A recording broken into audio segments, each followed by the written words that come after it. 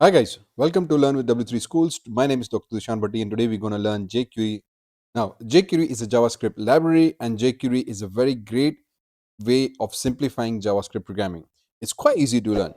So if you want to learn this complete JQuery course with using W3Schools website, do follow along and watch till the end and you will learn all about JQuery in this one quick short tutorial. If you're still here for the first time and haven't subscribed yet, please do subscribe as this helps us a lot and encourages us to make more videos. Please leave your comments. Let me know what you are learning and how far you are in jQuery or JavaScript and what's the best tool that you are using currently. Well, without further ado, let's begin. Now, as I said, jQuery is a JavaScript library. It's a great way to simplify JavaScript programming. Okay, it's quite easy to learn as well. Now, the examples in this chapter we will use is that we will do a live programming using again the examples provided by W3Schools. So if you come into the jQuery intro, now W3Schools provides a very good resources of how jQuery is working and all the basics it is. So I'm going to explain to you all the major concepts so that you understand this and follow along the tutorials as along with this jQuery course on W3Schools. So the purpose of jQuery is to make it much easier to use JavaScript on your website. That's the major idea behind it.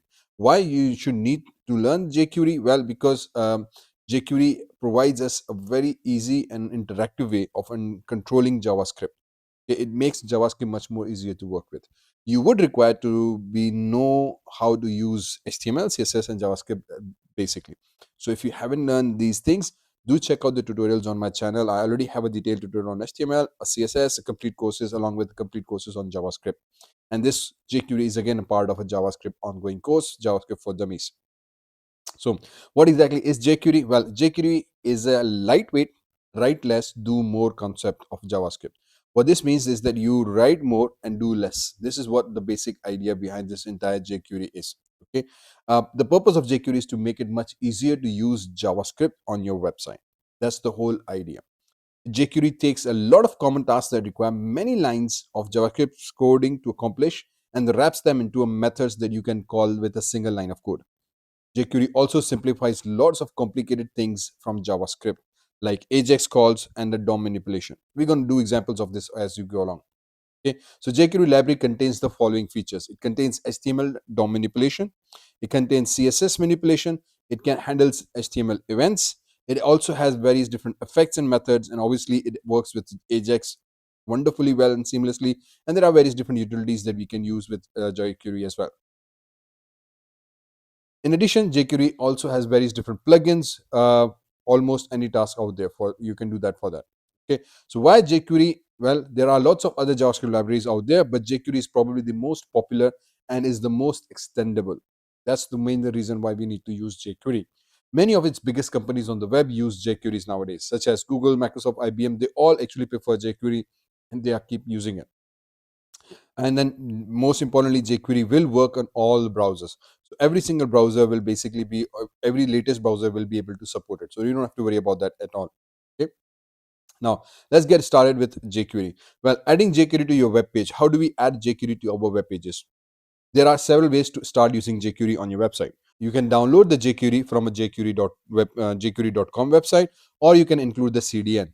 Okay, so downloading the jQuery from a jQuery website. To do that, well, head on to jQuery.com and you can download the jQuery file and then import it inside the script file. So this becomes the file that you can download from the jQuery, and then in your head tag you use a script source jQuery file name wherever you save it. Typically we save it inside your project folder, and then we just source it inside the head. That's how you simply use it. But I also always prefer to use the CDN version, and mostly we'll be trying to using that in our future examples as well. Okay, so jQuery CDN, it basically means that you don't need to download it.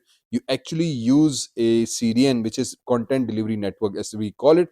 Most of the packages frameworks nowadays have the CDN, so you don't need to download it. They are already available online. Because we're not going to change it, we're just going to refer it, and all the basic data are available in this jQuery file. So while download it, you can directly use it on the website. If you are working and you have internet connection while you're working, then there's no problem. But if you don't have an internet connection and you want to work offline, then always recommended to download the jQuery package and then you import it within the simple script tag in your code. So once you are this, you need to copy this code, and every time in your HTML file, wherever you are using jQuery, make sure you have a head inside the head tag, we use this script as source, and you provide this path here. So this entire path basically refers to the online JQuery location, wherever the JQuery is located. Okay, so that's how we basically use it. Simple as that. Okay, this typical syntax of JQuery. Now, with JQuery syntax, with JQuery, you can select HTML elements and perform actions on them. Okay, so how does JQuery work? The JQuery syntax is tailored made for selecting HTML elements. That's the key thing. So it's absolutely tailor made, makes things much more easier to work with HTML elements and perform some actions on the elements as well. So the basic syntax is you use the $sign. The $sign defines the JQuery. Okay, it defines or accesses the JQuery. You use a selector to query or find HTML elements. Similarly, you go for a JQuery action event to perform on the elements, right? So whatever actions you want to perform on that element. So these are three structured way of using the JQuery in our code. You use a $sign, you use a selector, or you use an action method. I'm going to show you examples of all of this, and you will understand how it actually is working. So for example, we use $this.hide. Okay, so dollar basically is referring to the JQuery code. This means currently this current element, and hide, so it hides the current element. For example, we can use $p. P is basically a tag, so we can say, hey, hide this tag, so it hides all the paragraph tags inside your element. Okay, so the hide function is there. Now dollar is there, this becomes the selector, and this becomes the action. Okay, whatever actions you want to perform. So we use a $sign, we use a selector, whatever selector you want to use, and then you use an action method on it. There are various different action methods that you can perform, and we will go into this as we go along. So this is the typical syntax of JQuery, combination of all these three things. So a $sign, a selector, basically meaning that which tag you want to operate on and what actions you want to perform on that tag. So there are four different selectors. This will mean current tag. Para, if you use P, which basically means the tag name, paragraph, div, any tag in HTML, you can write here. Okay, this becomes our selector. You can use .test, which basically means that if you have a class test, you can specifically select that class and perform an action on it. Okay, that action can be hide or any other action for that matter. As I said, we will go into the actions in a moment. Similarly, you can also use hash, which is for an ID.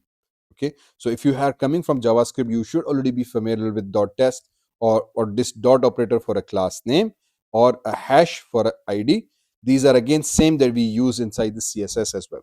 Okay, so it's for a CSS class, again we use dot to identify a class, or hash for a CSS ID as well. Same goes for JavaScript. Same logic is applied on jQuery as well.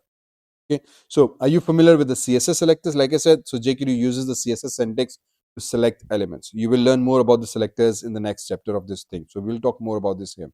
Now, document ready events. What does this mean? So you might have noticed that all jQuery methods in our examples that we're going to use through this W3Schools are inside a document ready event. Okay, so this means that we use a dollar, again for indicating we are using jQuery. We use a document, which basically means we are currently in selector. We are referring to the current document dot ready function.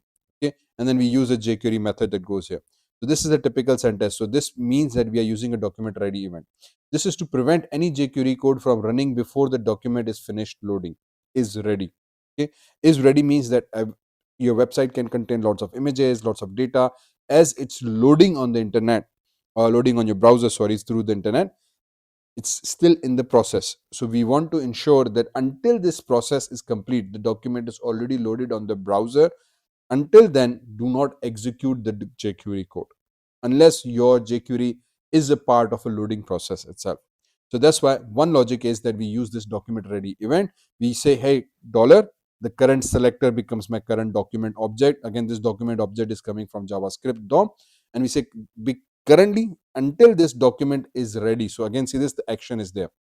So until this is ready, don't do anything else. Okay, so when it is ready, then go and use the jQuery method here. So it's a good practice to wait for the document to be fully loaded and ready before working with it. This allows you to have JavaScript code before the body of your document. Okay, so here are some examples of actions that can fail if a method runs before the document is fully loaded. So trying to hide an element that is not created yet. Okay, so for example, if your code requires to hide some elements, but that element still is not loaded because your web browser or your internet is a little slow and your browser is still loading that component, and then it's already executed, it creates a complication, simply saying error. So trying to get a size of an image that's again is not loaded yet. So maybe your jQuery requires to read the size of an image or read the text that's been entered in a text field, but that text field or the page is not loaded yet and user has not typed anything yet, so it becomes a pointless thing. So that's why document ready is a good way of ensuring that your documents are properly loaded before the jQuery can execute. And to do that, we use this document ready event. The JQuery team has also created an even shorter method for document ready event. So even a shorter version of this is this one. Okay, so we use simply dollar function, okay, bracket start, bracket close, bracket curly brackets, and this thing. So this is like a runtime function that is executed, or anonymous function, and then it's basically a shorter way of ensuring the document ready version. So you don't even need to write document.ready. But in my case, I always try to use this. Shorthands are good, but sometimes they can be confusing if you're working in a team and other peoples are not so very familiar with it, and this sometimes becomes confusing that, hey, what the hell is happening here? If they know the syntax very well, then it's all okay. But when you put it properly, it makes almost sense what's happening in the code. So it makes your code readable down the line as well. Okay, so this is typically how we write the jQuery. Now let's talk more about the selectors. So jQuery selectors. Now jQuery selectors are one of the most important part of the jQuery library. jQuery selectors allow you to select and manipulate HTML elements. Few examples we just talked about earlier. So jQuery selectors are used to find or select HTML elements based on their names, ID, class, types, attributes, values of attributes, and much more. So using a selector, you can work with any tag, using a tag directly with its name or an ID or a class name or even its type or even its attribute values. So you can do many things using the jQuery selectors. Knowing what to do is the actually key thing. It's based on the existing CSS selectors. So if you know CSS, it's just a piece of cake to understand what's happening here. All selectors in jQuery start with a dollar sign. That's one key aspect that you need to understand.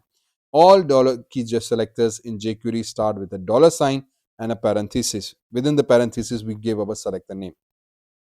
So here's the first element selector. So the element selector says the jQuery element selector selects elements based on the element name, the first one, right? The first thing that we're talking about. So here, for example, if you want to select a paragraph tag, you use dollar sign, bracket start, bracket close. Within the inverted quotation marks, we use the P tag.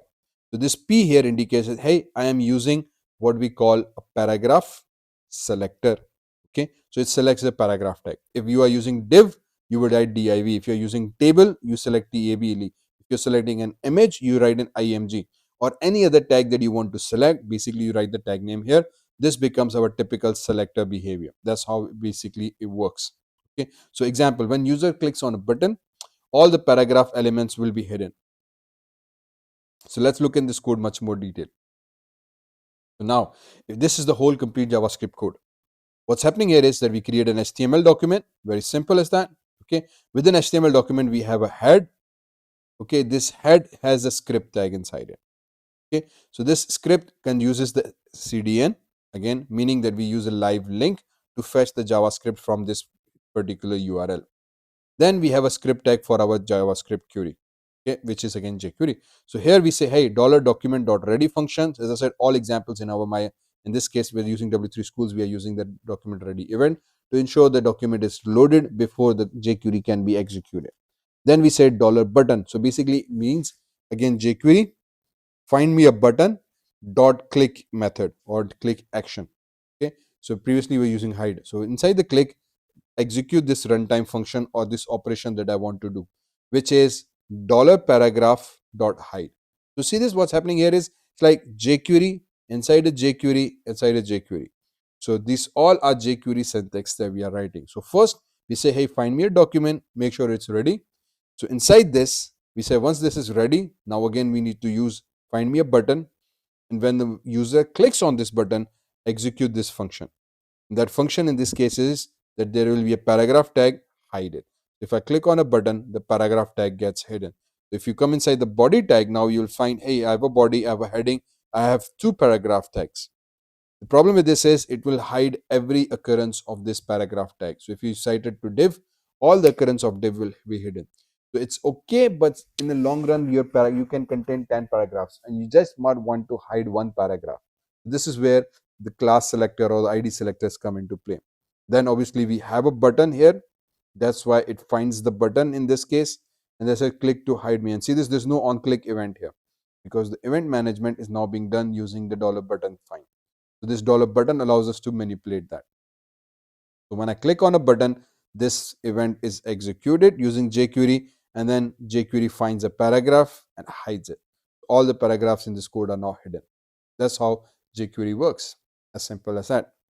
Then we have something called an ID selector. That's why I said, so if you want to specifically select a particular component, not every single tag, then we use ID or a class selectors. ID selector uses the ID attribute of an HTML element to find the specific element.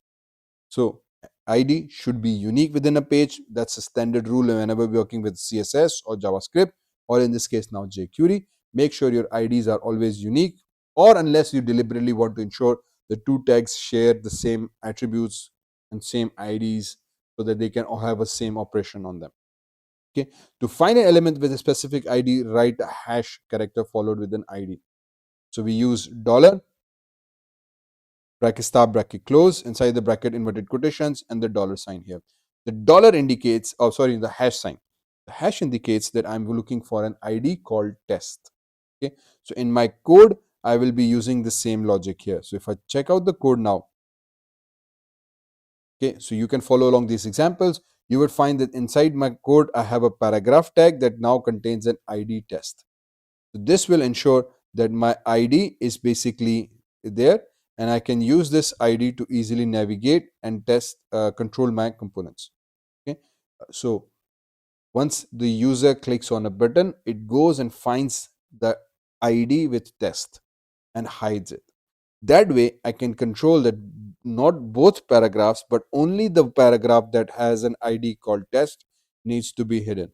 In this case, this one. So when I click on this, click me, only the one paragraph is hidden instead of both. So using ID, you can go and do operations on a specific tag as well. Similarly, we have a class selector. Again, same as CSS. The class selector uses the dot, okay, to find an element.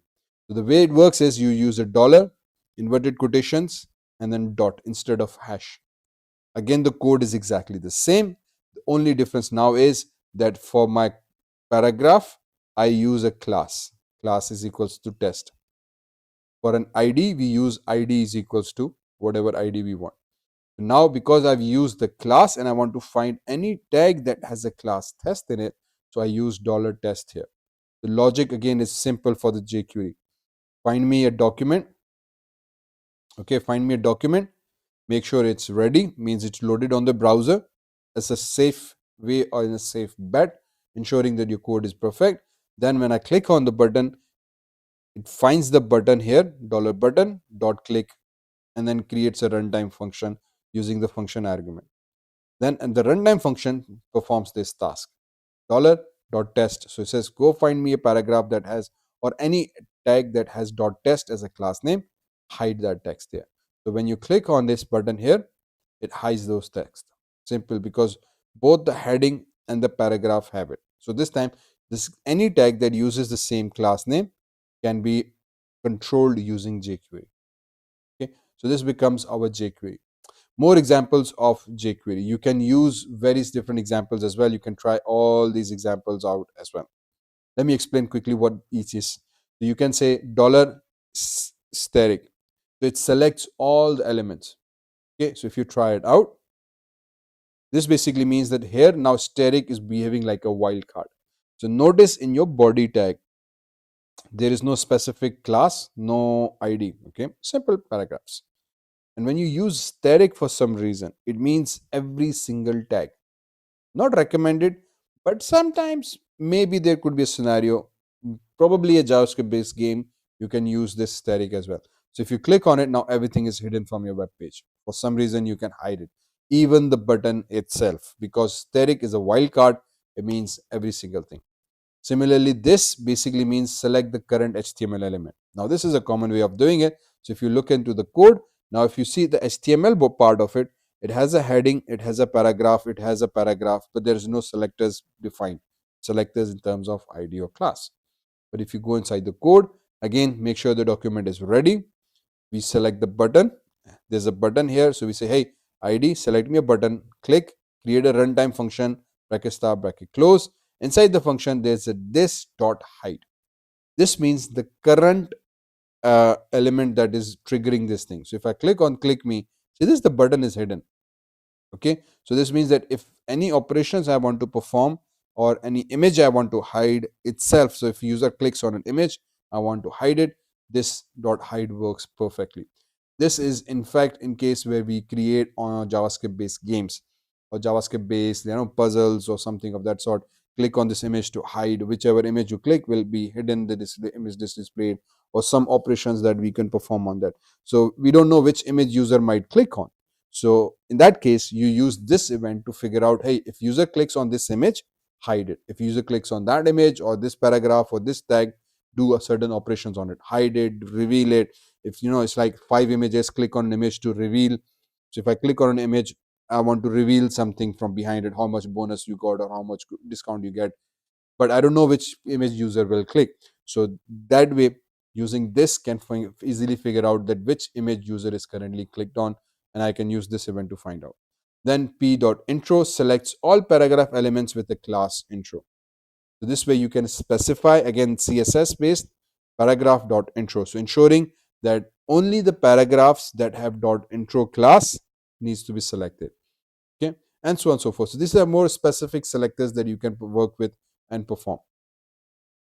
Now, functions in a separate file. You can write or in a professional JavaScript environment, if you're creating a more JavaScript based website, you usually put JavaScript code in a separate file. When you do that, basically means that you have a JavaScript in a separate file. For that, if your website contains lots of pages and you want jQuery functions to be easy to maintain, you can put your jQuery functions in a separate JavaScript file as well, along with the JavaScript. So when we demonstrate jQuery in this tutorial, the functions are added directly into the head functions. However, sometimes it is preferable to place them in a separate files.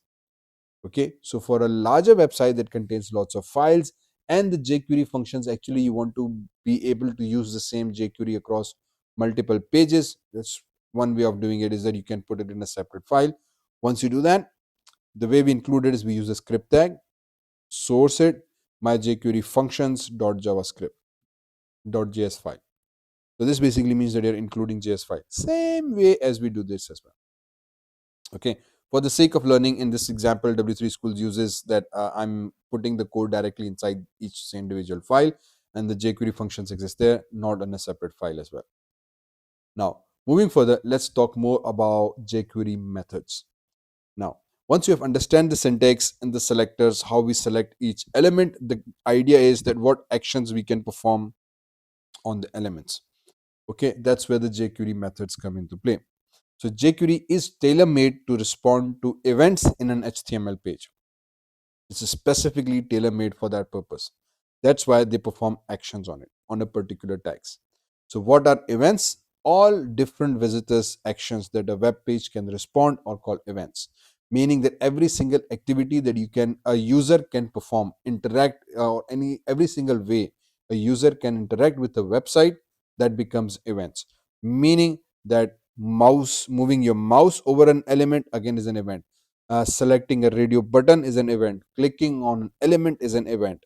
So when I move my mouse, it's an event. My mouse moves over this heading, it's an event. My mouse moves out of this button, this is again a heading. If I click, that's an event. If I press key down, that's an event key. If I release the mouse key, that's an event. So every interaction that you do on your website is basically an event. An event is triggered at the back end. Okay, and there is a list of these events. So the term fire or fired is often used with events, means when the event is triggered. Okay, so in general sense, we say that when event is triggered in response to jQuery, you can say that when event is fired. So the key press event is fired the moment you press a key. That's how we basically read it. Okay, there are some common DOM events, like for a mouse we have click, we have a double click, we have mouse enter, mouse leave. For keyboard events, we have key press, key down, key up. Form events, if you have forms in your web page, you can have a submit event, you can have a change event, you can have a focus event. This event is usually triggered with the tab key, where you type and tab through different input elements. So that's a focus event, that when an element gets a focus. The blur event, when the element loses an focus. Okay. Then we have a document or a window events, which basically mean when the document is loaded, resized, scrolling of a document is unloaded, and so on and so forth. Okay, so all these are events, and jQuery can handle all these events beautifully. jQuery syntax for event methods. Now, in jQuery, most DOM events have an equivalent jQuery method. To assign a click event to all paragraphs on a page, you do this. So you go and you say, hey, dollar, find me paragraphs, so all paragraphs, dot click event. This means that I'm now putting a click event on every single paragraph. You can actually control that every single paragraph in my document. If user clicks on this inside anywhere of this paragraph triggers, this click event will be triggered. And then you can write any code inside it, that any action you want to perform based on the user's interactions. So the next step is to define what should happen when the event fires. So when I click on a paragraph, event is fired, the click event. What should happen when I click on it? You pass a function to that event. So we pass this anonymous function to that event. So inside this click function, this click event, inside these round parentheses, we create a runtime function. It's called a runtime function or anonymous function because it doesn't have a name, or it's created a runtime. Usually we declare a function having a name and then we call it. That's how the typical syntax works in JavaScript. But these are also a way of creating a runtime function, means that function are not declared, they are just directly created and executed on the runtime, and then they are just destroyed. Okay, so every time user clicks, a function is created, block start, block close, and then any standard JavaScript code can go here, or jQuery code can go here. Okay, so example we've already seen in the previous session on selectors for the click events. A common used jQuery methods. Okay, the commonly used jQuery method is document.ready. We have talked a little bit about this already. So the document.ready method allows us to execute a function when the document is fully loaded. Okay, so that's the key thing here. It ensures the document is fully loaded and it's ready. This event is already explained in the syntax wise. Okay, so in this section we have already talked about this. Click method attaches an event function to an HTML element. The function is executed when the user clicks on an element. The following example uses an event when somebody clicks on the paragraph tag. Okay, so for example, in this case, we say, hey, dollar paragraph, attach a click event, create a runtime function, and then what happens when user clicks on this? So we say dollar this, wherever I have clicked, hide that element. Okay, so if you try the code out, you would find that I have a paragraph, I have a paragraph, I have a paragraph. None of them contain class or ID, so they are just 3 paragraphs. But I've attached, once my document is ready, dollar paragraph. So this will basically mean that this code will be applied on all of these paragraphs. See how simply it is to apply certain things on every single tag. Simple line of code, every single tag. There can be 10 paragraphs, there can be 200 paragraphs. Now every 200 paragraphs will have a click event on them. When user clicks on any of the paragraphs, a function is executed, and that function is basically to hide it. If I click on click me away, this becomes, see this, it just hides itself. If I click on the first one is hidden. Now the last one is hidden. So every paragraph, once I click on it, it can be hidden. Now this can be a paragraph. Remember, this can be an image, this can be a div tag, or any attribute. So it can be a table cell, table row, or order list, unordered list, whatever you want to perform actions on, you can do that. This is a single click. Similarly, we have a double click as well. Double click will basically mean that when user presses a double click, we need to perform certain operations. We have a mouse enter. When a mouse enters on a particular tag, it needs to perform certain actions. So for example, if you check the code out, see this, as soon as I move my cursor over this paragraph, a message pops up, you have entered P1. Okay, the way it works is that we have a paragraph, and this time I've set an ID selector called P1. Inside my script, I use document.ready function, and then inside I said, hey, find me an ID selector called P1. So it finds the ID selector P1, and then dot mouse enter event. Okay, same bracket start, bracket close. Inside this mouse enter, we create a runtime function. We say once it function executes, it shows me an alert and says, hey, you have entered a message. So we present a simple JavaScript alert message. That's how every time I move my cursor over this, sends me a message. So you can see that how easily I can control and manipulate this thing. Okay, that's it. Similarly, mouse leave, when mouse moves away from a component, mouse leave event is triggered, and then you can control it exactly in the same manner. Depends on what code you want to show. Then mouse down basically means that it's a function that's executed when the left, right, or middle mouse button is pressed down. Means that when you press the key and you have not released it, it's just pressing down. That press down key is there. Again, same way, you can use any selector. You can use mouse down event, mouse up event, and then write any piece of code that you want. Similarly, mouse up means that mouse up method attaches an event. Similarly, like mouse up, mouse down, mouse over. The function is executed when the left, right mouse button is released. Okay, so it's like a mouse up event. So when you click on release the button, that's basically where the event is occurring. Mouse hover. This is again one of the most common methods that we use, other than the click. That every time I hover over a button, see this, the color is changing in this case, or you can see this. There's a light gray. So this is how we can use jQuery to trigger a hover event. So if I hover over a button, change the color. If I hover over a button, change a color. Hover over a button, change a color. Hover over a button, change the color. Okay, so this is how it's working. Again, same way. Dollar paragraph hover function, runtime function alert. So every time we create a hover, it says you have entered P1, and function alert by you have now left P1. Okay, so every time I leave it, it executes two functions within this body. Okay, focus event, blur event, all these things are executed on the same things. Then we have an on method. Okay, now the on method is different from the events little bit. On method attaches one or more event handlers for the selected items. The attach a click event to a paragraph. We use paragraph on click function, bracket start, bracket close, and then close it. So on a similar way, just like click, we actually use on to define an event, and then within the inverted quotations we actually define the event name. Okay, so in this case the event name is click, or and then you can use any of these event names as well. You can use it hover, you can mouse up, mouse down, and any previous events that we've discussed, right? So you can use those event names here. So on is just like giving a global event to anything. Okay, so global event handler kind of a thing. So and then obviously you need to provide the event name as well. So sometimes you can use this as well. I actually used to prefer providing the proper name.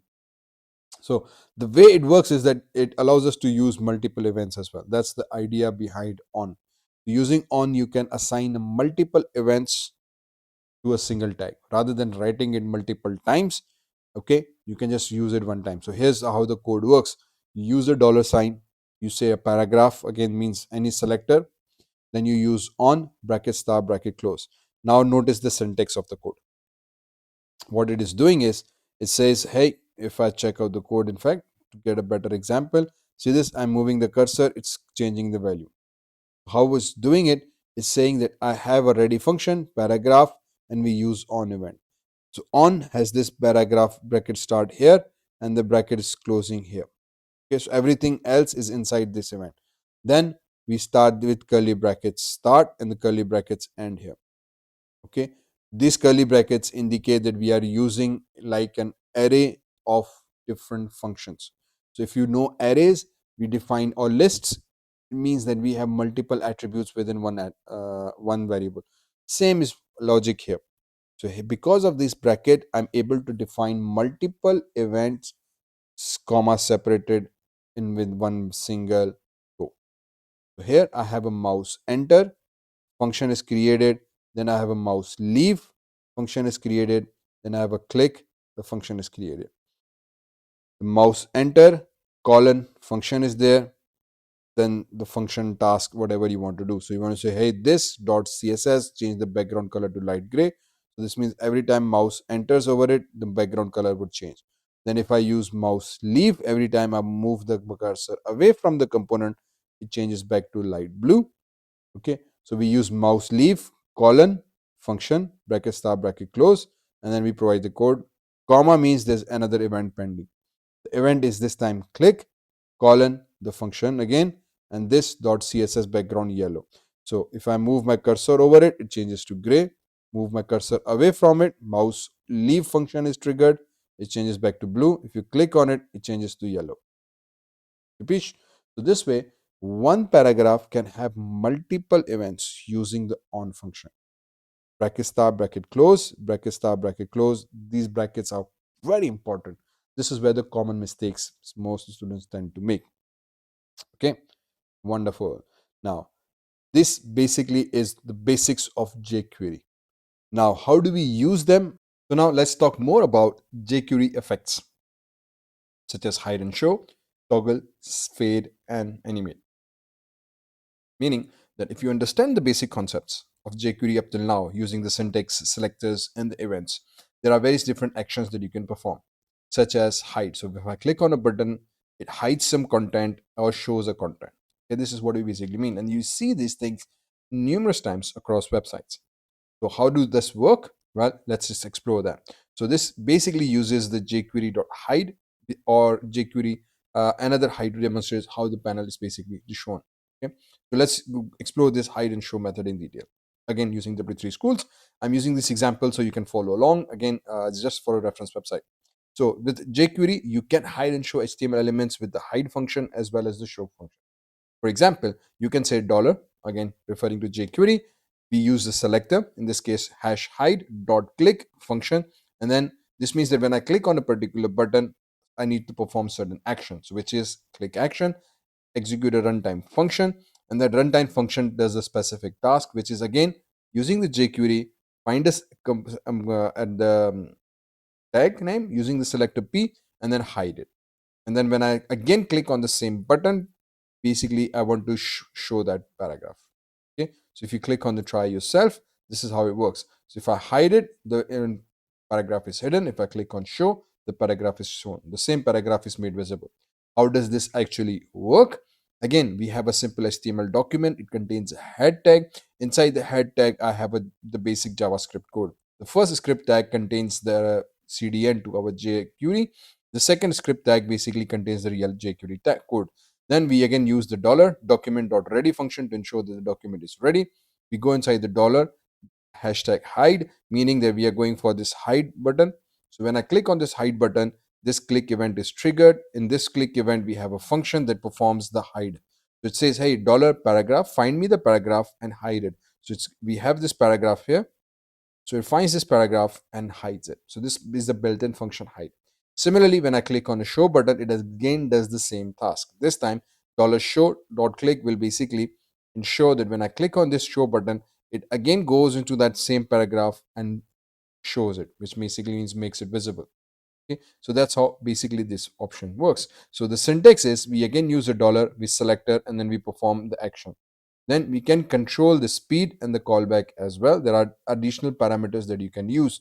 So in this case, we have like this. So we can say, hey, again for the button, when I click on it, we have a runtime function. This runtime function performs this particular operation, which is hiding it. And then this argument here is speed. So in a milliseconds, we can say 1000 milliseconds, which is again approximately, I think, 1 second, if I'm not mistaken with the conversion. So when I click on it, it takes 1 second to hide it. Okay, see this, so it was a very nice and runtime. So if I run it again, notice the animation here. Zzz, yeah, so it's not instantaneous, it takes time. So if you look at the previous example, when I hide it, zoop, it just went immediately. There was no animation. If I click on show, zoop, it's already there, right? So it just happens instantly. But if you look at this one, now when we click on this one and then hide it, it takes some time to hide it. Creates a very nice animation effect. Okay, so that's why it's there. This 1000 basically does that. Then you can use another function called toggle. So jQuery toggle, you can use a toggle between hiding and showing an element with the toggle method. So show element are hidden and hidden elements are shown. Using the simple toggle actually combines these both things together, hide and show. So instead of using two separate things like we have done here, we have a separate hide button, we have a separate show button. and then when I click on a hide, we are hiding it, and when I click on show, it's showing it. So this is like double operations, multiple code. But at the same time, if you use the toggle, okay, so this toggle, it will just simply, it will simply take this and then hide it. And if you click it, it will show it. Okay, so it works in a both ways. If you look into the code now, again, this time if I toggle between hides, shows, so one button is actually doing both the operations. How it is doing, so instead of using hide and tag, we're just using the paragraph toggle function. This time I have a paragraph, and then I again use the same document.ready function. Notice that now there's only one instead of having these two. So previously we had a button for hide, we had a button to show. Now we have only one. Just one button can perform both these tasks if you use the toggle, because toggle has by default hide and show effect. Okay, very cool, right? So just simplify. So if you need to have this toggle effect with the one button, you can use the toggle, or if you need explicitly two buttons to do that hide and show thing, then you can do that separately as well. Okay, so this toggle is a very nice feature into it. Again, the toggle also uses the same speed, so you can also control how fast or how slow this can go. Again, provided in milliseconds, you can provide the value. Okay, so the optimal callback parameter is function to be executed after toggle completes. Then let's move on to the next, which is fading. Similar to that, fading effect demonstrates the fade method, and there are various different ways out. So the jQuery, you can fade elements in and out of the visibility. Means that when it hides, it fades in slowly, and then when it's made shown, it fades out slowly. So if you look into it, see this. This is fade in and then fade out, fade in and fade out. Beautiful, right? So this fade in and fade out effect is very nicely managed using these fade in fade out functions. So there are four major functions that are available. We have fade in function, we have a fade out function, and similar to the hide and show toggle, we have a fade toggle function, and we have a function called fade to. We'll get into this on a moment. So now let's explore this four functions. So with jQuery, you can fade an element in and out of a visibility. It creates a very nice transition effect. We see this on many websites like on Apple, like on Samsung's website, many shopping applications, and nowadays many different YouTube web applications have that they fade in, fade out various different things as you move along the website, creating a very nice transition between different pages and different content they're showing. So you can simply do that using the jQuery fade in. How does this work? So the jQuery fade in method is used to fade the elements into a into their hide effect. Okay, so we use the hash, we use the selector, we use the fade in method, and then we provide the speed and callback. So the optimal speed parameter specifies the duration of the effect. It can take the following: slow, fast, or milliseconds. The optimal callback parameter is a function to be executed after the fading completes. Okay, so the following example demonstrates how the fading works. So you can have this effect. Let's look at the code to see this fading effect. So if I click to fade in the boxes, see this, the box are faded in. And then if I run it again, you notice there's a fade effect. So this is much quicker. This is little slower. This is very slower. Okay, let's see this one more time. You click on it, see this comes at the end, little late than this one. So these are three effects. How does this three effect works? Well, we have one div. Again, this time we are switching to div. You can use it on any tag for that matter, so don't again mean that it's only always has to be a div tag. So using the div, we have div id div1, we have div id div2, we have div id div3. So do keep in mind, because we will use these ids in our jQuery. And then we have just used a simple style using the width and the height parameter to control the width height of the boxes. Display type none, so that we don't want to see anything, and then background color red, and then in this case background color to green, and then in this case background color to blue, creating these four nice boxes using the div. Pish. Okay. Then within the jQuery, again, we have the CDN. We use the document.ready function. We call the button, and this button is here. We said, hey, button click, execute the function. This function again, bracket start, bracket close for the function, and then curly bracket start, curly bracket close for this function. And so we say, hey, dollar div1 dot fade in. So this will basically use the default timing. Then we use the div dot fade in slow. So you can write the slow as mentioned here, that you can write either slowly or you can write fast. By default, I think it's the fast way, this one. And then you can specify the slow, or you can specify in milliseconds. So 3000 milliseconds means it will take 3 seconds to display. So when you click on it, okay, if you run, and then when you click on it, zoop, this is taking 3000. So you can even extend this. So for example, if I make it to 6000 and I run the code again, if I click on it, see this, and still coming, guys, coming. So almost 6 seconds it's taking for this box to display. Depends on what exactly you want to do. You can create a very nice fade in effect so that they are displayed, shown to the user with the fade in effect. And notice when you use the fade in, it automatically by default has the show function. So fade in actually fades into show. Do keep this thing in mind. Okay, so that's why. So if I run it, currently components are hidden by default. Okay, so by default they are not shown. But when I click on the button, now they are faded into the display. Okay, so this means that by default they are not shown. That's why the display is set to none. Okay, that's why the display is set to none, so that we don't see them. And then when I click on the button, they have the fade in effect. So now it changes the display from none to show, means it by default does the show task that we talked about here.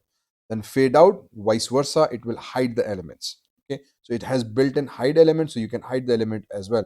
So if I execute it, so by default the components are there. This time display is either block or you don't need to write it because that's a default behavior. Then you click on it, the components are hidden by default. Zoop, and they're gone. Okay, so the hidden effect is very nicely carried out. So if you see this hide, this goes quickly, and then this takes place in hide.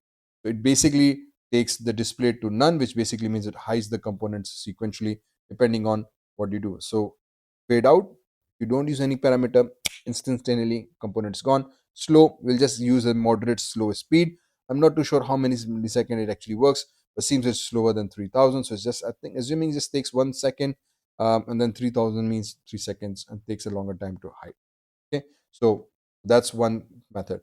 Then you can obviously use the toggle method. The jQuery toggle method toggles between the fade in and fade out, so you don't have to actually to write the two separate methods, just like the fade show method. So you can do it with the one method. Okay, so when the element is faded out, it will automatically fade them in. If it's faded in, it will automatically fade them out. That's the toggle effect. And then if I click on this option here just to view the code, again we have a CDN. We create a simple script. We have this fade in fade out effects, but this time I'm using the toggle slow effect, toggle 3000. Again, depending on what speed you want. This is just demonstrating the speed. You just technically use only one, right? If you fade out, everything is faded out. You click on again, everything is faded back in. So if it's faded back in, you click, it's faded out, and there it goes. Then you click on this one, everything fades back into content. Wonderful, right? So this is how easily we are able to control the web pages, as long as you understand dollar, the div, and the actions. And then this again is the button click event that we use. Then fade to. Now this is the fourth one that's very unique. The jQuery fade to method allows fading to a given opacity value between 0 and 1. Okay, so the given opacity means how transparent you want the element to be. By default, if you click on this one, they are completely invisible. What if you just want to make them transparent, just slightly faded, not completely faded? That's where fade to toggle comes into play. Okay, the required speed parameter specifies the duration. The opacity parameters here, because now it takes 3 arguments. The first one is the speed. The second one is the opacity value, which needs to be between 0 and 1. Okay, so this 0 and 1 will indicate that what value we want. So 0 will basically mean fully transparent. 1 means that opaque, meaning I want the component to be shown completely. Okay, so the first one again is the speed, which is in controlling how quickly you want it to be. This opacity controlling how much opaque or opaque you want the component to be. Okay, so the code basically follows in this order. So we have, if I scroll down, we have a simple button again with the same function. This time div1 fade slowly to 0.15%, 0.4%, 0.7%. Okay, so let's view this code. So when you view it, again we have this 3 simple divs to display the div boxes, and then we have a jQuery ready function. When I click on this box, see this, they are faded out. This is 0.15% transparent. Again, the closer they are to the 0, the more transparent they appear. The closer they are to 1, the more opaque or non-transparent they basically appear. If you change it to, for example, 9, it means you almost want the component to be regularly. Okay, so if you click on fade, this disappears normal. 0.15 means absolutely transparent. So you can say 0. If you set it to 0, run the code again, click on the button, this becomes fully transparent. Now remember, it's not hidden. is just transparent. You cannot see it. Okay, that's the key thing here. If you hide it, this component is completely gone, and this will move up to its new location, because now this component no longer exists. Do keep this thing in mind. Okay, so that's how fade effect works. Similarly, now we have a slide effect. This effect here, zip and zoop, right? This slide effect you want to create, again, now the same thing. We have a jQuery slide down, we have a slide up, and we have a toggle effect. Exactly same way. And I think now if you have followed up till this point, you know how these things works now. So you go for a component and you use a function called slide down. It will slide the component down. Okay. So if I click on this, zoop, it slides down. If I click on it, it should slide up if I have the slide up button. But because currently I have only slide down, it just slides down. Okay. So if you run the code, it slides down nicely. How does the HTML work for that? Because you need two different sections for that. If you come inside the body, okay, so if you notice here, now we have uh, one div which is id flip, and then we have another div called panel. So basically flip is referring to this first half here. Okay, so the flip one is actually referring to the first half here. So this major is click to download, and the hello world panel id is actually referring to this hello world here. Okay, so now that means that you actually need to create two divs. Each can contain its own components, whatever images, logos you want, you have inside these div. So you need to have two different div IDs. Then obviously you need to set up the CSS style. So it absolutely depends up to you how you set up the CSS style. For that, in this case, for the flip and panel, we have a padding of 5. We have a text alignment center, so they both appear at the center. Background color is set to be this specific number for the yellow color here. The border is supposed to be solid 1px, and again with a particular light gray color, so that 1 pixel border is there. Okay, for the both of these components. Then the panel specifically, this panel here has a padding of 50 pixels, so that's why we see a 50 pixel gap all around the value. Okay, it means space inside the container. Again, for the CSS, you can watch my detailed tutorial. Hopefully link will be in the links below, or you can find it on my channel. I've talked about these settings all along in detail in my CSS tutorial. But the key thing here is that by default we set the display to none. This means by default my panel is set to display none. It's not going to show.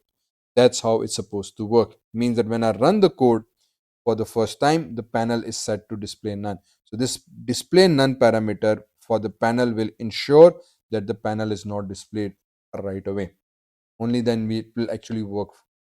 If you don't use this, the panel will display, then the effect might not be there. Then you need to go to jQuery. So that's why we have a JReady function, so that everything is loaded and displayed. Then we click on the $flip, basically meaning that this flip div tag. So when I click on this first div flip, click function is there, then $panel. When I click on this div, I want to display the lower panel. So we just simply use $panel dot slide down slow. Simple. So this is how easy it is. You just need to remember what function you want to use and the speed you want to provide. In this case, the speed is supposed to be slow. It's going to go slowly, or you can provide it in milliseconds as well. Capish? Easy peasy, right? So this is how actually it's working. The only technical part for this is actually this managing the HTML content. So you are using one div here and then the second div here. Okay, that's supposed to go below, but you need to hide this div first. That's why within the CSS we have set its display to none. That's the key thing. Two divs having two separate IDs and display none. Then the first div, again, this can be a div, this can be a button, this can be any component. I can have a button. When I click on it, it shows me some content, slides in and then slides out. Depends on what you want to do. And you can slide anything, any information, any piece of picture, any content that you want to slide off, slide in. And sometimes like share to Facebook, share this, show me hidden content. If I hover my mouse over it, it just shows me a content. So you can not only click, but you can show this over a mouse over event as well. Okay, wonderful. So do remember that by default W3School uses the click event, but we have talked about events in previous section. All these events, any event you can replace here. Instead of a click, you can even use a mouse over. So as soon as I move a mouse over, it performs that function. Similarly, slide up will eventually slide the content up. Again, it has the slide up feature. If I click on the code, now again by default the panel is shown, and then if I click on this button, it slides up.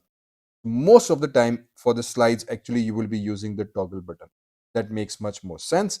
The jQuery toggle method toggles between the slide up and down. Okay, so it just makes more sense that whenever you're actually using both the functions.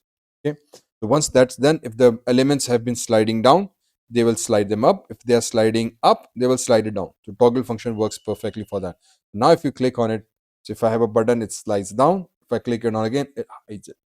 Okay, so this is usually the case specifically when you are using this slider feature to hide the content in that order. Now for if I'm not too mistaken, there's no direct way of sliding from left to right or right to left. Okay, let me see that and I will get back to you on that. But by default, it just, because the method itself specifies slide up and down or toggle, it just goes up and down. If you want to slide from left or right, well, I'll have to see how you do that. Maybe you need to change some CSS, or might be there's a specific method for that. So do leave a comment if you know how to do that. Okay, so toggle function works with that. Again, the whole code is same. Once you clear with that, that's how the slide works. Then similarly, we have jQuery animation. If I click on the animation, it animates anything on websites. This is most commonly you can see on Apple websites. If you go on Apple website, you see these kind of animations where contents, it seems that as you are scrolling, on the scroll, they have put this animation. Then the objects are basically, if it's iPad, they're changing colors and changing designs and so on and so forth. What's happening.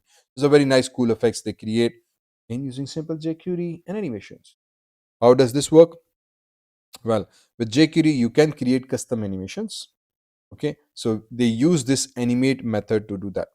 So the animate method basically is used to animate the animation. The logic, the syntax is again exactly same. We use a dollar sign. We've identified the selector we want to animate. We use the animate method. The animate method takes three basic arguments. One being the parameter, okay, second being the speed, and then the callback function. The required parameter defines the CSS properties to be animated. Okay, so this parameter is again required, and it basically defines the CSS properties that are needed to be animated. Okay, which CSS property you want to control. The optimal speed parameter specifies the speed one, the duration of the effect. It can take from slow, fast, or in milliseconds. Again, the same parameters as slide, fade, and hide. The optimal callback parameter is a function to be executed after the animation is complete. So you can use a callback that once the animation is complete, which method I want to do that, again in the same method as well. So let's look at the example. The example again here, the basic idea is again exactly same for all of this. In fact, we have a selector, we have a tag that we want to work on, we search that tag using a selector, we call a method. Okay, so same syntax again has been carrying on. This time the arguments are just different. So here we are just using left colon 250 pixels. So this means this is the within the curly brackets actually. Okay, so this is the actual parameter that we want to provide. You click on the code, start animation, it animates. Why it does that? So by default, all HTML elements have a static position. So if you execute, every HTML element contains a static positions and they cannot be moved. To manipulate the position, remember to first set the CSS position property of the element relative, fixed, or absolute. Meaning that if you come inside the code, we have a div which actually represents this box. Then we set up a style, again the background color, which in this case is green, the height and width of the content, which is content, the position supposed to be absolute. Okay, so we need to set a CSS position parameter of an element, how we want the position to be. So in this case, we want it to be absolute to its parent position. Okay, so by default, its absolute position should not change, it should stay there. Then with the jQuery, we can say, hey, when I click on a button, go inside the div tag, animate it left 250 pixels. Because I've used the animation pixels, it's going to change its position from left to 150 pixels. Okay, so in other words, when I click on this button, it's going to move 250 pixels from the left. But because we are using it with the animate function, okay, because we are using it with the animate function, the change in this pixel is not instantaneously, it's actually sliding animated effect. That's how it actually works. So you can in fact animate any CSS property here by simply providing the property, and the animate function will take care from its original position, which is absolute, to its new position is going to create a very nice transition animation effect. So you don't have to worry about anything. That's how it works. Okay, so manipulating multiple properties, you can do that as well. So it doesn't mean that you can only control one property. So to manipulate multiple properties again, so inside these brackets, actually we are writing the CSS code. So the syntax again follows exactly same parameters, which is CSS. Anything you write within the curly brackets is CSS. And to write multiple CSS, we use again property colon its value comma separated.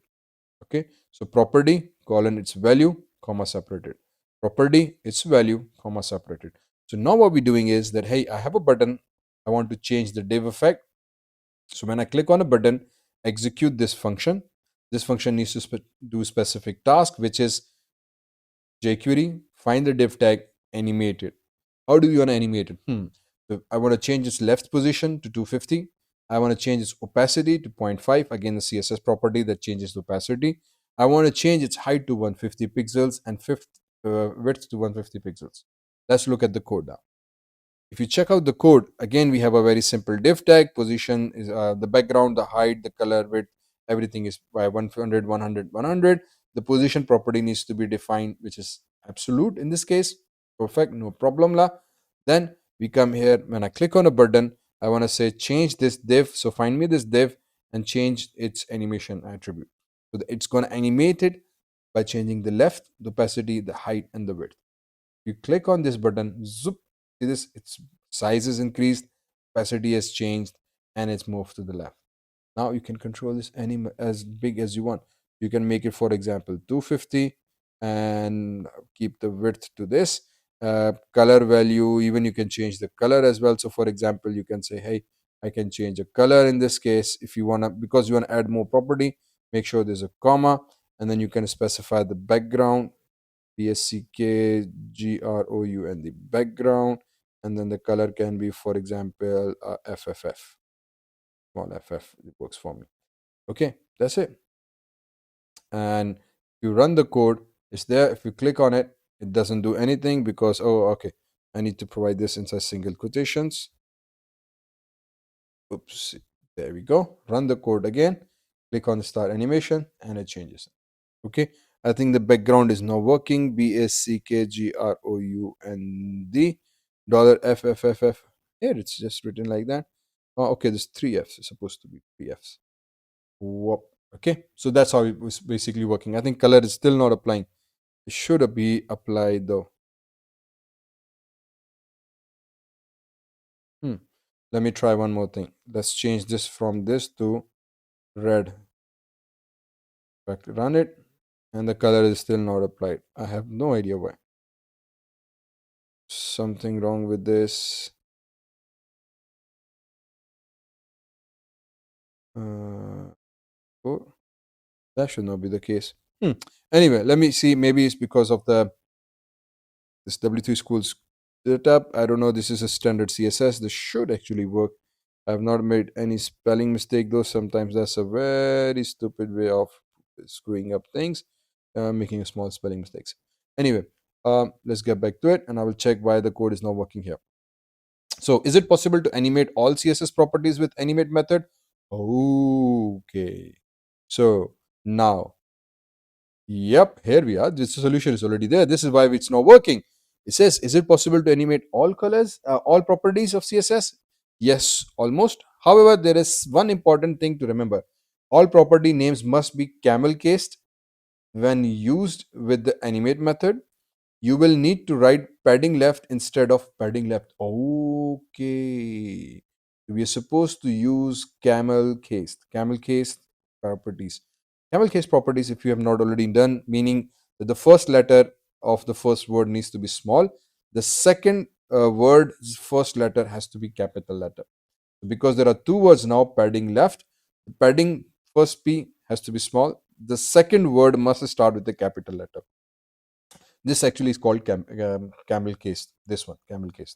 Okay, so this is what it's talking about. So it says that if typically padding left is a CSS property, if I'm writing CSS, this is how I would write it. But inside this jQuery, I would write it as a camel case this way. So probably that's the reason. So also including color animation is not included in the core JI library. Say this bloody. That's why I was wondering why my code was not working. So it says the color animation is not included. So the color cannot work with this one. If you want to animate color, you need to download a color animation plugin from JQuery. So you need to install a separate color animation plugin from JQuery. Probably I will make a new video on this separately of how you can animate colors using JQuery as well. So do subscribe and follow along, and we'll talk back to it. Okay, so JQuery animation moving further is using a relative values. So using a relative values, that it is possible to define the relative values. The value is then the relative to the element's current value. This is done by putting plus and equal to or minus and equal to in front of the values. What do we mean by relative values? Means that, for example, if your object is currently located at a different position, it already has a CSS and a position parameter. You can use a relative position value that from this position now animate to the next position. Okay, so for example, if I check this out, okay, so we can see that, hey, I have a div, it's a background color, its height and width is there, its position is absolute. Okay, then we can say that left 250 pixels, height from its current value increase it to 150 pixels. So plus and equal to means that currently the height is set to this thing on 100 pixels. Okay, because currently the height is set to 100 pixels, this height will basically mean don't change it to 150, but from the current 100 add 150 to it. So in fact, now the height will be 250. Okay, similarly the width is 100 pixels. The plus equal to here means that the current value, whatever is the current value, add 150 to it. So the 150 will be added to 100, rendering it to be 250. Okay, so if we click on this, this is going to be a big box now, because its height is not 150, its height is in fact 250, because it's adding it, because we have said, hey, plus equal to. So that's what basically this means, that the relative value is there. You can use jQuery predefined values as well, like show, hide, or toggle, basically meaning that, again, this is using jQuery. So for example, you can say height toggle. If you click on this one, this will basically mean that if I click on this, it's going to hide it and start and show it. Okay, why is happening is this, that by default it's toggling the height. The height is supposed to be on 100 pixel. If you toggle it, the height becomes 0, component is almost hidden, and if you click on again, it's showing the height. A useless feature similar to show and hide or slide, but again, it's there, so you need to understand that. Okay, so then we have a use queue functionality as well. By default, jQuery comes with a queue functionality for animations. This means that if you write multiple animate calls for each other, jQuery creates an internal queue with these method calls. So if you are using, for example, animate this, animate this, animate this, animate this, so you are using multiple animation parameters. Okay, so jQuery will automatically create a queue. Queue means, again, standing in a line. So whatever is first comes first, then second, then third, then fourth. So this queue is by default there. If you want to perform a different animation after each other, we can take advantage of the queue functionality. Means you can actually change this order. If you click on this and view the code, okay, see this 1, 2, 3, 4. So 4 animations are there. 3, 1, 2, 3, 4. By queue means that when you have a simple div, again, absolute position, same code as previously. This time when I click on a button, variable div is equals to $div. Now this is something that's not we discussed before. What we are doing now is that I'm saying, hey, dollar, find me a div. Once it finds it, instead of directly using animate, I have saved this value inside a div variable. And then now I've used the div variable to animate. I can write this code in front of all these lines, works. But here W3Schools is demonstrating that you can find a component, and if there are multiple operations that you want to perform on a component, executing the selector again and again might be taking longer time. So you can save it inside a variable and using, again, simple variable name, and then you can call that variable. So here I'm saying div animate, first increase the height to 300 pixels, change the opacity to 0.4, do it slowly. Then animate, change the width to 300 pixels, opacity to 0.8, do it again slowly. Animate height, now change it to 100, opacity to 0.4, again do it slowly. Finally, so I'm writing the same div means use this same div. First do this, then do this, then do this, then do this. So by default, the queue is maintained by jQuery, and it tracks record which needs to be first, second, third. So when you click on it, see this, the 4 animations are executed sequentially in a perfect synchronization. Then you can say that you can change this as well.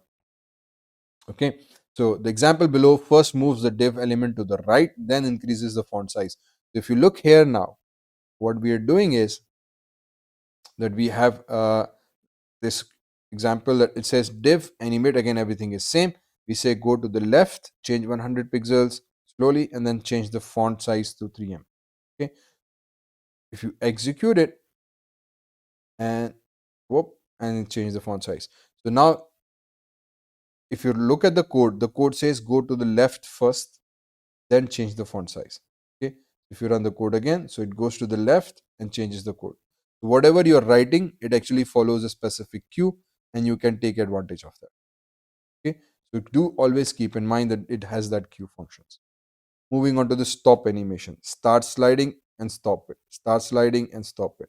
The next is basically talking about the stop and start. It works again exactly in the same manner. We have a stop function, we have a start function. Stop function method is used to stop an animation or an effect before it is finishes. That's how stop method works for all jQuery effects functions, including the sliding, fading, and custom animations. So all the sliding, fading animation, you can apply the stop on all of this. They basically stop the effect in middle. Okay, so how does it work? Well, stop all, go to end.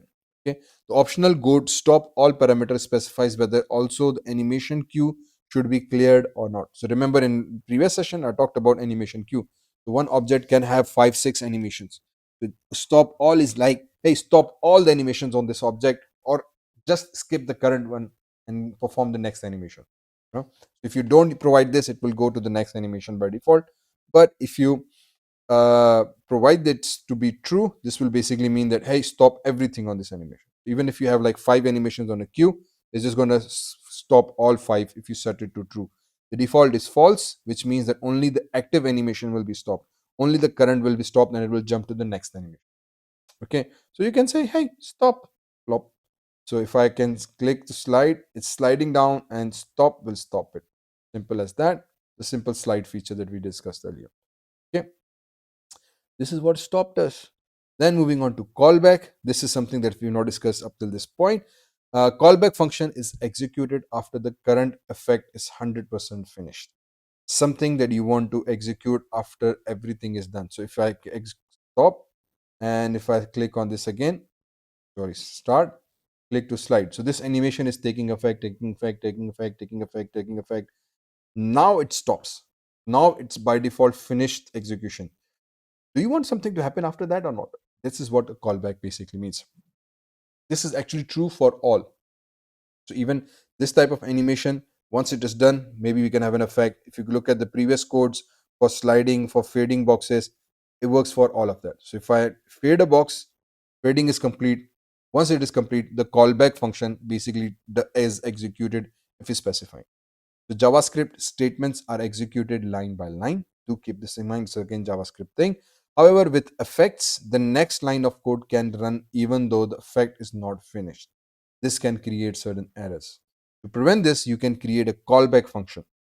Callback function is executed after the current effect is finished.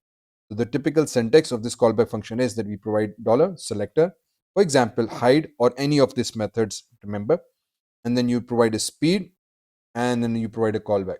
So for example is, we can say, hey, this example. So it basically has a callback parameter that is a function, okay, which itself is a function that will be executed after the hide effect is complete. So the way it works is that I say, hey, paragraph, hide it, slow. Usually if you just want to hide it, it's complete. But after the hiding effect has been complete, now I want to show some message or some content or display something, right? Or it could be show effect, it could be animate effect, it could be a slide effect. So then I create another function inside it, just like the function I've created here. Another runtime or anonymous function is created, and this function can have certain other piece of JavaScript instructions that you want to execute. So in our case, if you look at the code, I have a button, I can hide it. Once it is hidden, now this function is executed. So something you want to ensure that executes once your animation is complete. Okay, so which can be anything. Okay, so let me just close all these browsers. I have like 60 browsers open. I don't want my Chrome to crash. Then, so this is a callback function. You can do it without the callback. So if you look at the without the callback function, it means as soon as you hide it, ding, you get the message. Even though content is not hidden, but you get the message. You click OK, now it's hidden, which basically becomes a pointless. That's why sometimes the callback functions are important. If you need something to be occurred after the hidden after the action has been taken place, so you use the callback. So hidden, now it comes into content has been hidden. So which can be loading an image, texting, showing some text, loading some parameters, loading a video, hiding some parameters, scrolling down. So you can have a callback function inside callback function doing some tasks, nesting some jQuery content, that let's do this first, then do this first, then do that first. You can even create a tree structure, nesting tree structure, create a complex website based on that. Finally, within the effects, we have jQuery chaining. Okay, so let's conclude with jQuery chaining. jQuery chaining, you can chain together actions and methods. Just like I talked right now, you can have a nested chain effects. Okay, so you can have a query inside a query inside a query inside a query. The chain allows us to run multiple jQuery methods on the same element within the single statement. How we do that? Okay, so we say until now we have been writing jQuery statements one at a time, one after the other. However, there is a technique called chaining that allows us to run multiple jQuery commands one after the other on the same element.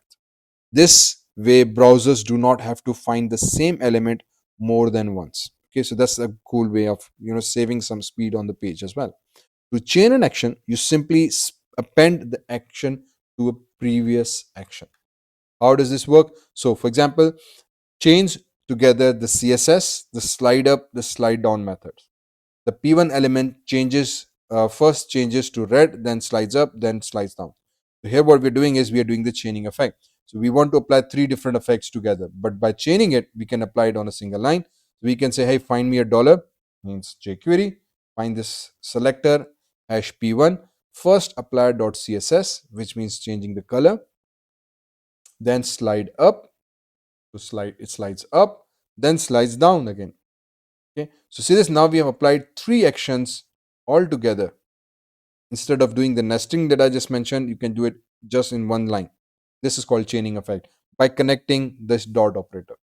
Okay, so this dot operator actually works sequentially. It means that I'm connecting various different functions. We are saying, hey, I have a component, dot connect it with the CSS method.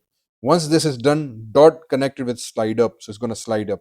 Once this is done, dot connected with the slide down, then it's going to connect with slide down. If you look at the code, we have a paragraph P1 query J1 simple paragraph. We have a button click me. So when I click on this button, it's going to do this thing. What it is doing, it's first changing its color to red, then it's sliding up, then it's sliding down. Click up, it's sliding up, and then it's sliding down. Okay, so three CSS actions are combined together. If you were to do it separately, you would have done this way. So in this case, we have a button that performs a click. Then it has inside this button, we have a paragraph that is hidden. Then inside this, we have another function that takes an alert. So here, actually, I would write that, hey, find me a paragraph. Now show it. Then find a paragraph to slide it. Dot paragraph. So inside each thing, we would use callback functions to nest our content. But using this thing, we can very simply write it in one single line. Okay, so we could have added more methods and calls if needed, as many as you can. Actually, you can add multiple different things as well. So when chaining, the line of code could become a quite long. However, jQuery is not very strict on the syntax, so you can format the line like this. So you can write it on a multi-line as well. So when you break it, actually it doesn't really matter. If you look at the code, you can easily say, hey, $paragraph dot css. So first we are executing this first line. See this, it doesn't end with anything. The next line is dot slide up, so you can break it into multiple lines. Actually, it doesn't really matter. The dot slide up comes on next line, dot slide down comes on next line, and then you can have multiple other chain effects if needed, and then semicolon at the end. You can create a very nice effect. This is probably used in gaming as well. So if you're creating JavaScript based games, jQuery is there to help you out, and it works very wonderfully with that. Okay, so that concludes the jQuery effects section as well. Okay, so I hope you understand and learned a lot about jQuery. And then in next, we will talk more about jQuery HTML. If you still haven't subscribed, watched up till this point, thank you for watching. Please let me know in the comments what jQuery project you're working on and what things you understand and understand how you felt about this tutorial. Okay, so now let's continue more and talk about HTML with jQuery. jQuery does contain quite a few methods that allows us to change, manipulate, edit HTML contents and attributes. Okay, so you can very easily manipulate and manage HTML using jQuery because of something called a very powerful DOM manipulation. Now, DOM stands for Document Object Model. We have talked about this briefly all along. If you want to learn more about DOM, again, I have a tutorial of JavaScript DOM in the link. You can find it. Talks in detail about what exactly DOM is. But DOM basically means that everything inside JavaScript is considered as Document Object Model. This is what exactly it's talking about. So DOM means that every element inside HTML is represented as an object, and you can refer it to using the HTML and XML documents. Okay, so W3C consortium does provides this DOM manipulation, and it has this standardization work with it. More about that later on. But this DOM is connected with jQuery, and jQuery comes with a bunch of DOM related methods that make it much more easier to access and manipulate HTML elements. So for example, let's talk about some of these elements. These elements are get context. For getting a content, we use the get text, HTML, and value methods. So text method sets or returns the text contents of a selected element. So whatever element you select, its contents will be retrieved. HTML sets or returns the content of a selected element. So now, if you use text, it sets or returns text content.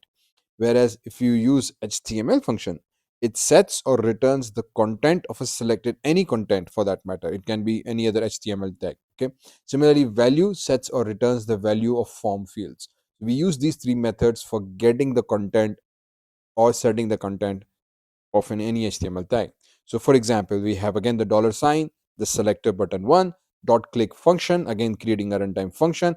This time we use what we call alert text.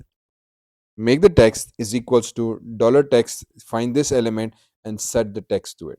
Okay.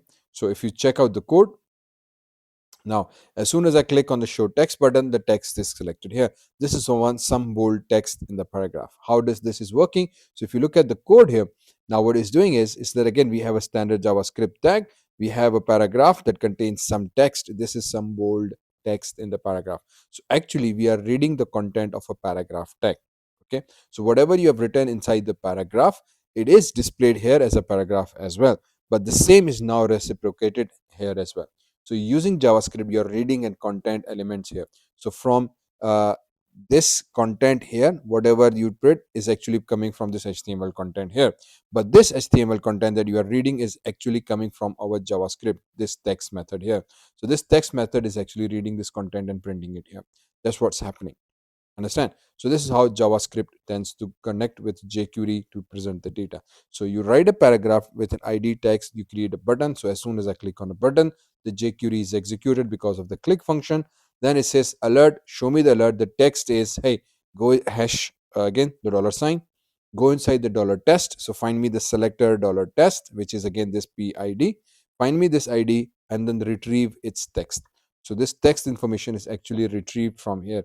So this text information is actually coming from this text here. So we are telling it that, hey, I have an ID text, read the text from it.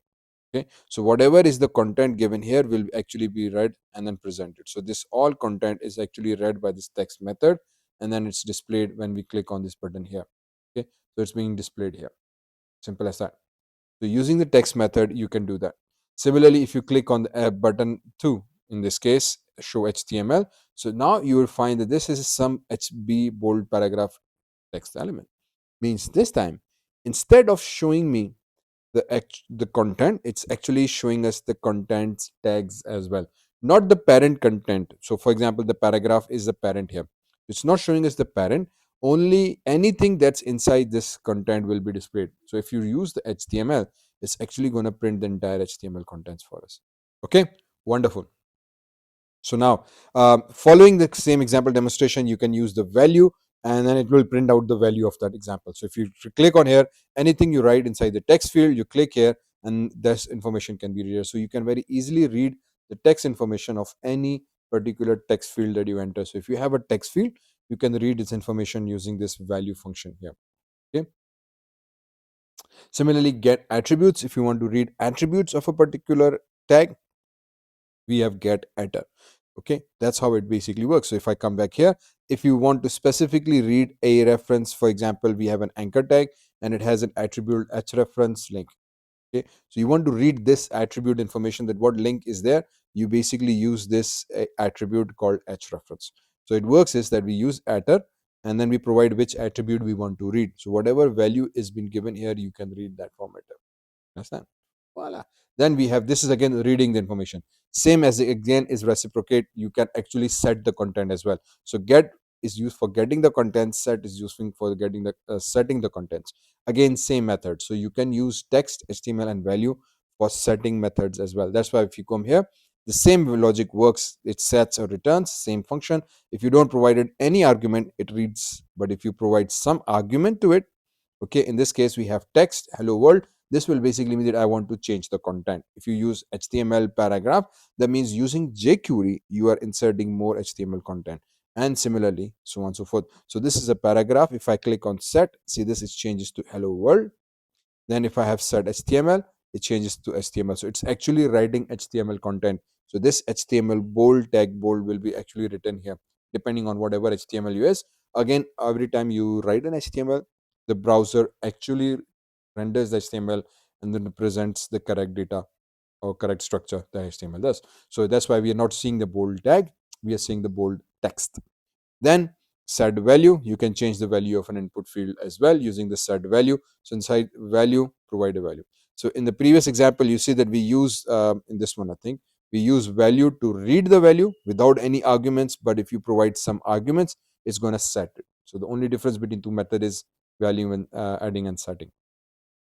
Next, add element. Okay, so with jQuery it is easy to add new elements to the content as well. How do we do that? We can do by using methods like append, prepend, after, and before. We will look at these four jQuery methods that are used to add the new content. The append method inserts content at the end of a selected element. Okay, so after the end of that element, the new content will be added. The prepend will actually insert the content at the beginning of the selected element. After will basically insert a content after the selected element. Okay, and then finally before adds the content before the selected element, similar to that. Okay, so let's look into these methods a little bit more in detail. So let's talk more about the jQuery append method first. Hey, so jQuery append method inserts content at the end of a selected HTML. How it works is that we give it a paragraph. So this is actually our main target paragraph. We want to add an element after this paragraph. So we use this last paragraph and then we say append some text here. So after this paragraph, this text will be added. So if you look at the code here, so check it out, we have certain bit bunch of code. So let's examine this a little bit in detail. So first we again have a standard script tag. We will delve into this content a little bit later on. First, always I go for HTML. So within the body we have paragraph. This is a paragraph, this is a paragraph.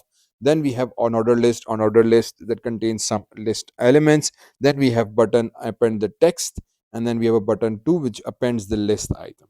Okay, so two things. One button will append the text, which meaning that we'll try to append something after the paragraph. Then second, we have something called list. So we will try to add an item after this list. Okay, so now as soon as I click on the append text, see this, the text is added after the paragraph. Okay, but do note it adds after every paragraph. So if there are 10 paragraphs, the text will be added actually after the 10 paragraphs. Then if I append the list, it only adds after the list items. As many times as I want, I can click, it will add. Obviously, we can restrict this, that do not add more items after the item has been added. Just simple if conditions would do the trick. Anyway, the way the jQuery works is that again it selects the paragraph tag. Using the append method, we appended the code. So whatever you write, if it's bold, it's again rendered as a bold text. But because we are saying hey paragraph, so this is going to search all the paragraph tags and add the text after it. Similarly, ordered list. So it's going to find the ordered list and add it. So if there are 2-3 different lists in your system, this actually will add into every single list. That's why we use the ID or the class name. But the idea is to append the content. So append will basically add the new content to your list. The prepend will actually add before it. So if you click on this one, you can simply use the prepend method, okay, and then prepend text will actually add the content before the paragraphs and then before the list here. Okay, the way it works is again exactly same. Every single thing is working in the same manner. You just have to use the methods. So prepend some content and will be add before it. So if you have understood up till now, you will know that every JavaScript actually works with this thing. Same structure, same way. You just have to know various different functions and methods. Okay, add several new elements with an append and prepend. In both examples above, we have only inserted some text at the beginning of the or at the end of the selected elements. However, both append and prepend methods can take infinite number of elements as parameters. The new element can be generated with a text /HTML like we have done in the example previously, or with a jQuery or JScript code, or using the DOM elements. Okay, so in the following example, we create several new elements. The elements are created with the text HTML jQuery and JavaScript DOM. We will then append the new elements to the text with an append method. This would have worked for most prepend method as well. So you can use with append or prepend as well. So now here's the code for it. We have a function called append text. In this case, we create a variable text1 that contains paragraph tag. Then we have text2 that contains a $paragraph text to it, created with a jQuery. So you can append an element with an HTML, you can append an element with a jQuery syntax, and then we create document.create element with JavaScript DOM. Okay, so these are 3 ways in which you can insert some text or content using HTML, using jQuery, and using DOM. Okay, then we go inside text.inner.html is equals to text, and then we say $body. Inside our body, append the text1, text2, text3. Okay, so if you look at the code, so if I click on the append text button, you will notice that it inserts 3 different content. Okay, so for first, it's in paragraph using the simple HTML. Second, the same text is added using the jQuery. The third element is using the JavaScript DOM. Okay, after the main content. So we have a paragraph and then we have a button. So when I click on the button, within the click on the button using JavaScript, we have append text method, which is calling the JavaScript function here, append text, and it is appending the text. Okay, so basically because we have called this append text on the button, that's why it's adding the text after the button. Plop, plop, plop, plop, plop, plop, plop. Okay, so you can do that as well. Now jQuery after and before methods, again they work exactly in the same manner. The jQuery after methods inserts some content after the selected elements, and the jQuery before method inserts the content before the selected element. So same, you use a jQuery, use the after method or before method, simple as that. Okay, in the same way you can add any content. So you can add HTML, not only plain text, but basically you can add HTML using, you can add a jQuery content itself, you can add a JavaScript DOM content itself. Okay, before or after, same way. That's how they basically work. Similarly, you can also remove the content as well. Okay, so let's talk more about how we can remove. Well, the same, we can use the remove method, or we can empty out the method. So remove, the function will remove the selected element and its child elements. Everything will be removed. The empty will actually remove the child elements from the selected element.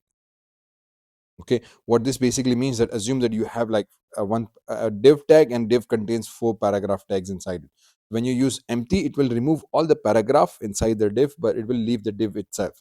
But if you click on the remove div, it will delete all the paragraphs including the div itself. Okay, so let's look at the example. So if I use div remove, it's going to remove everything, div and all the elements that are inside the div tag. So here we have a div, okay, which is this paragraph here, and it contains some text, it contains some paragraph, and the div is closed. Okay, so this is the whole block. Now once you use the remove method and you say, hey, find me div1 and remove it, what this means that, hey, find the id div1 and remove everything. So it, including the div, it will remove everything. So when I click on it, everything is removed. But at the same time, we have something called empty. So what this empty will do is that it will empty out the contents under that or inside the component. So in the same case, instead of remove, now we have empty. And when I click on it, it removes everything inside that main div, not the main div itself. Okay, so when you use this empty function, it's going to empty out all the contents inside the div, leaving the main div intact. That's why we still see the body here. If you don't want to remove the placeholder or the main div and just the contents inside it, you need just remove using the empty method. But if you want everything to be removed, then you basically go and use the remove method. Okay, that's how it works. Then let's talk more about CSS class and then CSS class using jQuery. Okay, so with jQuery, it's easy to manipulate the styles of an element as well. Like we have already talked about, you just need to know methods, and if these methods are also available for managing CSS. Okay, so we can usually use jQuery, very different methods within jQuery for this CSS manipulation. Okay, so jQuery has these methods. You can use various different methods for the CSS manipulation as well. So you use something called add class method. It adds one or more classes to the selected element. You can use remove class, which obviously will remove the class. You can toggle the class, which can toggle between adding or removing classes from the elements. Somehow it's a strange method, but it actually is used to create very nice, cool effects. Removing CSS and just making it plain simple and then toggling back on. Probably for demo purpose as well. And the CSS function itself, it sets or returns the style attribute value. Okay, so let's see a few examples of how these things are working. So the example one is a style sheet. So the following style sheet will be used for all examples throughout this W3Schools web page. Okay, so this tutorial will basically be using this. So in this case, we have something called important, font weight bold and font size large, and then dot blue will use a blue color. So we are assuming that we have this simple CSS already written, and we are using this CSS for the rest of the examples. So now adding a class. So we use again same dollar button on click function on h1, h2, h and paragraph on all selectors, add class blue. Okay, so now we are using add class. So this basically means we are telling it, hey, I have a dot blue class already defined. I'm just adding this class to these paragraphs. And then for div, I'm saying, hey, add class important. Okay, simple as that. So you already have a simple HTML, and now you're saying that within my HTML, I have a what we call heading 1, heading 2, and paragraphs. Okay, then I define a div as well. Then I created a button.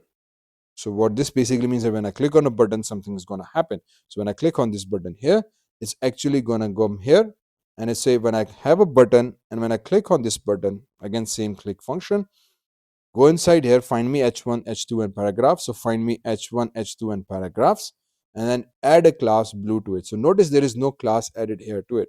We are adding the class dynamically using jQuery by using a simple method called add class, and then we are using blue. Okay, so blue is basically a predefined CSS that we have available, which is again this one here. So as soon as I click on this button here, voila, the CSS is applied. Okay, that's why I said it can be done for a very nice cool effect. So since now this paragraphs have been assigned a class called blue, previously they were just default, now they have that effect. Wonderful, right? Very cool. So using even jQuery, you can dynamically customize many things. Okay, so you can specify multiple classes within the add class method as well. So you can say for div, I want to apply important as well as blue. So if you do that, this basic, oops. So if you basically do that, so for example, if I come here, I can say that, hey, I don't want to be just important, but I also want it to have a blue. So now what it means is that now div has two classes, important as well as blue. So notice it's by default black. Okay, so if you rerun the code, if you click on it, now this is also blue. Perfect, right? Remove class will consequently remove a class from a particular tag. So if you want to remove an effect, okay, so now we have the code. So now if you look at it, we have a remove class blue. So as soon as I click on a button, it's going to remove the class name. And once the class is removed, the effect is completely gone. Fish. That's how easily we basically manage it.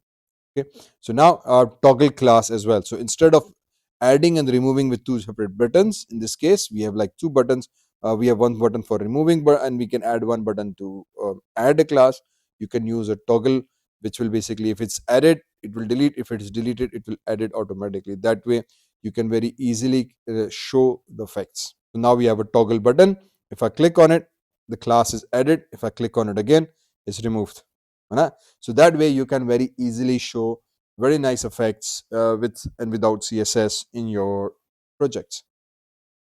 Okay, then the CSS method itself will explain in the next chapter. So now we have this last something called CSS method. This CSS method sets or returns one or more style properties for the selected elements. So for example, we use the property name, which is again CSS. So individually you can assign a property to it rather than assigning a class and removing a class. You can actually assign individual properties. So for example, you can say, hey, dollar paragraph, so find me all the paragraphs, this time dot CSS and background color. So once you look at the code, what this means that return the background property, and it's going to find out the background property of a particular content. So what we're doing now is that we have again a body, we have a heading, we have a paragraph, and it has some style attribute already assigned to it. Okay, so background color, for example, whatever color this paragraph has a blue or a green color, and the third paragraph has a blue color. So we have already assigned it a CSS style. So when we use the same thing inside our JQuery, we are using the CSS method. So it's going to tell us what kind of property has been assigned to this thing. So when I click on this button, it's going to say, hey, because you have clicked on this, the background property of paragraph is RGB 255000. So in RGB, it is telling me that what kind of color we have assigned to it, which is again the red, green is 0, blue is 0. So this is the red color property. Understand? So you can use the set method to define what kind of property each element has. Okay, so you can specify the value as well. To set a specific CSS property, use the following sentence. Here we are reading the property, now we are setting it. So after the property, comma, give its value as well. So in this example, we only were querying about the property. There was no value. So now what you need to do is you can change it to, for example, you can say I want to give it other value. So inside the inverted quotations, now you give it a value, which will be, in this case, setting the value. So we have background and we can set it to value yellow. If I click on paragraph, now all the paragraphs are set to yellow because we have changed the CSS of all the paragraphs to yellow. Okay, so you can control, you can change, you can manipulate multiple properties and multiple values as well. To change multiple values within the CSS, now you use the expression note, which is again curly brackets, property colon value, property colon value, and then as many properties you want. This way we are basically setting it, giving it like a JSON object, telling it, hey, this is our one value, this is our second value, and you can have as many as you want. So for example, you can say CSS expression bracket start bracket angle bracket start angle bracket close, again setting it as a JSON object, background color yellow, font size 200%. So this way, when I click on a button, I can change the parameters value at runtime as well. Okay, that's how it works. So if I click on the button, everything is changed. Why? Because we have now two things. We are changing it to yellow as well as changing it this font size to be of 200%. Okay. Then finally, let's talk about jQuery dimension. Now, without going much more into detail of it, but the jQuery dimension, it is easy to work with the dimensions of each element and then within the browser window, right? So that's why the jQuery has so much power. So jQuery has several important methods for working with the dimensions. Depending on what your use is, you might be very much interested in managing this. This specifically is more useful when you're working with 3D rendering on the browsers, creating some games or more interactive web pages that allow us users to interact with certain contents in form of a game or user interaction systems. Okay. So in this case, we have something called width, we have something called height, we have inner width, we have inner height, we have outer width and outer height. How they are represented, it's represented very accurately in this diagram here as well. Okay, so what this is showing us that, hey, we have the element itself, which can be again any element. So it has a padding, it has a border, it has a margin. This is a typical CSS box model that we talk about. So when we talk about height, it actually refers to the height of the element. When we talk about inner height, it actually refers from the padding's inner height. When we talk about outer height, it actually refers to the height from the border to border. Okay, and then when we say outer height is set to true, which basically means the main margin height is defined here. Okay, so the width, in other words, is again the width of the element. So when I use the width function, it actually is saying how wide the element is, not the actual area it's covering. But when I use inner width, which is this thing, so inner width will basically mean this element's height here is this height.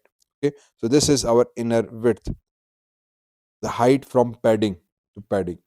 Okay, then if you talk about outer height, this outer height is now referring to this method here, outer height. This basically means from border to the border size. So including the padding, including the element, the entire outer width of the component. Then there is an outer width set to true, which will basically mean the height of a margin, margin to the end margin, right? Same as goes for the height, height margin, height, outer height, and outer height set to true. So these properties basically refer to that. When you use only width, it's actually only width and height. Actually, it's only talking about these two things here, the height and width of actual element.